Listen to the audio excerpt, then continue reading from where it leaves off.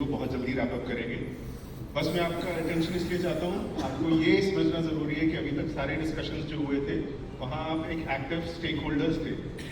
इस particular scheme के लिए आप बेनिफिशरीज भी हैं। ये है cashless treatment for road accident victims. All of us sitting here are potential beneficiary. हो किसी के साथ हो नहीं, लेकिन हम बेनिफिशरीज हैं इसके। हमारे साथ हैं doctor Narendra Bharediya sir, OIC MoRTH and GM legal. He will proceed with the presentation. नमस्कार। जैसा कि आप सभी को सर्वविदित है कि cashless treatment for road accident victim जो है 5 जून 2025 को लाई गई, इस नोटिफिकेशन के द्वारा लाई गई एक स्कीम है जो कि मोटर व्हीकल एक्ट 1988 के अंतर्गत फंडेड भी है और इम्प्लीमेंट फॉर्मुलेटेड एक स्कीम है।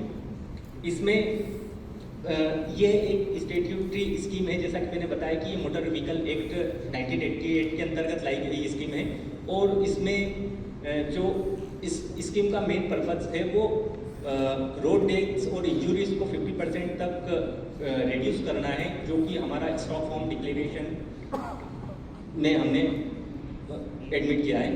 और इसमें medical treatment during the golden hour is imperative जो है रिडक्शन करेगा रोड फैटेलिटीज़ के लिए। और यह सुप्रीम कोर्ट जो है ऑर्डर्स और लॉ कमीशन ऑफ इंडिया की जो रिपोर्ट है उसके अंतर्गत लाई गई एक स्कीम है। इसका जो कवरेज है वो 1.5 लाख प्रति विक्टिम रहेगा और जो कि मैक्सिमम 7 दिवस तक एक्सीडेंट की जो डेट रहेगी, एक्सीडेंटल डेट रहेगी, उसको कवर करेगा। इसमें एलिजिबिलिटी जो पात्रता रहेगी वो जो भी इंडियन है और फॉरेन सिटीजन दोनों को इंक्लूड करेगा। और इसके अंतर्गत जो कोई भी व्यक्ति जो मोटर व्हीकल एक्सीडेंट से प्रभावित रहेगा वो इसका पात्र हितग्राही होगा। ये जो स्कीम है इसके अंतर्गत 24 आवर्स के अंतर्गत हितग्राही जो रहेगा वो अपना रजिस्ट्रेशन कराएगा और अगर उसके अंतर्गत नहीं होता है तो फिर उसकी एलिजिबिलिटी नहीं रहेगी। इसके लिए इम्प्लीमेंटेशन के लिए जो नोडल एजेंसी है वो मॉर्थ है, ministry of road transport and highways authority. और नोडल एजेंसी स्टेट पर जो है SRC और DRSC डिस्ट्रिक्ट लेवल पर काम करेगी। इस प्रकार से ये एक जो स्कीम है जिसके अंतर्गत ऑर्थोपेडिक और ट्रॉमा केयर सर्विसेज जो इम्पेरियल हॉस्पिटल्स है वो सर्विस प्रोवाइड कर सकेंगे। इसमें हम फेस मैनर में डिवीज़न वाइज सारे स्टेट में ट्रेनिंग ऑर्गेनाइज करेंगे जो कि आपको जल्द ही सूचित किया जाएगा। सबसे महत्वपूर्ण बात यह है कि क्योंकि एक स्टैट्यूटरी स्कीम है, हमारे पास आपके स्कीम के अंतर्गत कोई भी हितग्राही आता है तो आयुष्मान भारत हितग्राही भी हो सकता है। पहले जो वॉलेट यूज़ होना है वो इस स्कीम का यूज़ होना है, central cashless treatment of road accident victim. Non Ayushman Bharat हितग्राही होगा तो जैसे वो पहले पेमेंट करते थे 1.5 लाख रुपए तक इसके अंतर्गत उपचार होगा, उसके बाद वो आउट ऑफ पॉकेट एक्सपेंडिचर करेंगे। जैसे बताया गया है कि इसके nodal agency district road safety council है, स्टेट रोड सेफ्टी काउंसिल है। आप लोग को ये चिन्हित नहीं करना है, पुलिस डिपार्टमेंट इस पर एक्टिवली इन्वॉल्व रहेगी क्या वो रोड एक्सीडेंट विक्टिम है कि नहीं।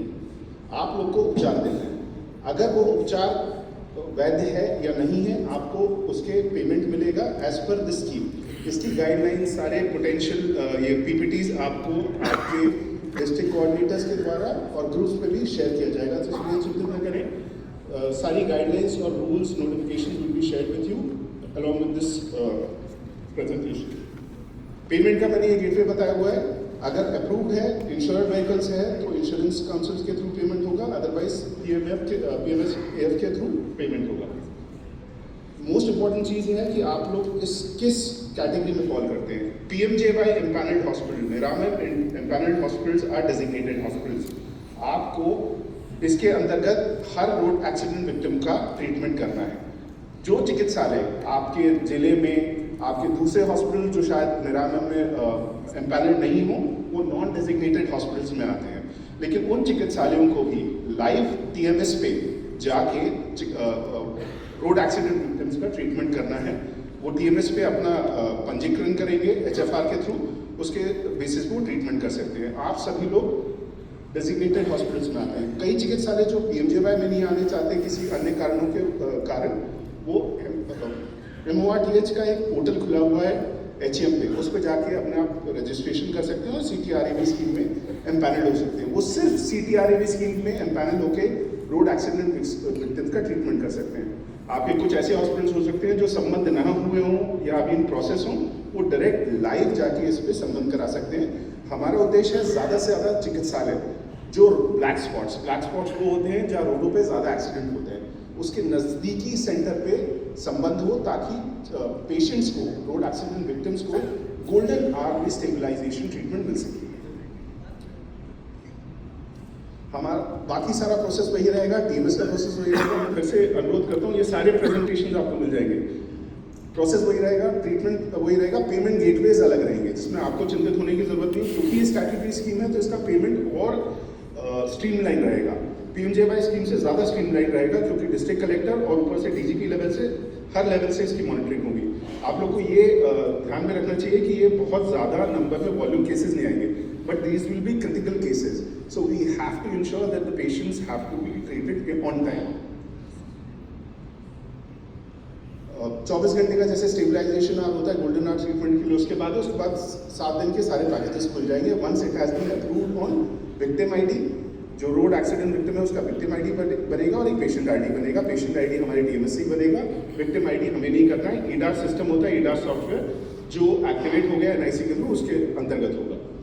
ये डिफरेंट प्रोटोकॉल्स हैं, अलग अलग प्रोटोकॉल्स में कैसे ट्रीटमेंट होगा इसकी जानकारी दी गई है।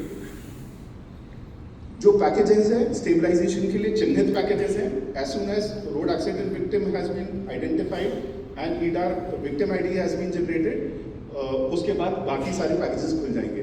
ये एक ऑनगोइंग डायनामिक स्कीम है, इसमें और पैकेजेस ऐड ऑन होंगे। जैसे जैसे स्कीम इवॉल्व और मैच्योर होगी, नए पैकेजेस इसमें ऐड हो जाएंगे। आयुष्मान सखी हमारा जो WhatsApp चैटबॉट है, उस पर भी इसकी जानकारी है। जियो पोर्टल, ये हमारा MPSCDC का पोर्टल है, जिसमें ब्लैक स्पॉट्स जहाँ ज़्यादा एक्सीडेंट हुए उससे सबसे नज़दीकी चिकित्सालय कौन से हैं वो भी मैपिंग है। And these are the outcomes. Central government की उद्देश्य है कि गोल्डन आवर में ट्रीटमेंट मिले, दुर्घटना के बाद स्टेबलाइजेशन हो, डेथ्स कम हो और ultimately road engineering, road safety के ऊपर ज़्यादा तवज्जो दी जाए। That's the outcome and thank you. You might have some questions. We will do it in the Q&A at the last part of the session. Thank you.